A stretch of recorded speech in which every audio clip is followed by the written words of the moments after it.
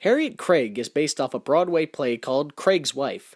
The film was directed by Vincent Sherman and stars Joan Crawford as the title character. Harriet Craig is married to Walter Craig, and they live the perfect life, or so it seems. Harriet is a very controlling woman, and she doesn't care who she has to hurt to keep control. Personally, I think Joan Crawford is at her best when she's playing devious women.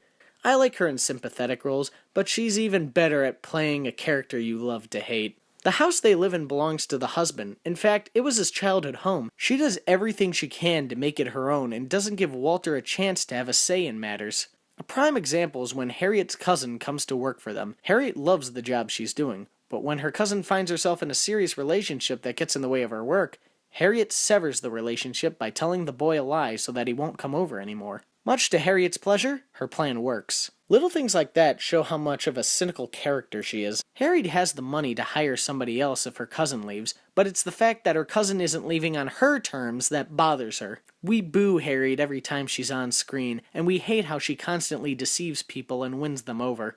It's almost like it's all a game to her. Vincent Sherman's direction is perfect for this kind of film. His composition of shots accentuates the overall themes, and his camera work on Crawford makes her seem so sinister when she's sincere. Sherman always knows how to get good performances out of Crawford, and here you can tell they're comfortable with each other. This was the second of 3 films that Vincent Sherman and Joan Crawford worked on together, their previous film being one of my favorites, The Damned Don't Cry, and their third being one of my lesser favorites, Goodbye My Fancy. On the set of The Damned Don't Cry, they started a secret affair. By the time they made Goodbye My Fancy, their relationship had petered out. If you're a Joan Crawford fan, this movie is mandatory viewing. If you're a film fan, this one is worth your time. Check it out.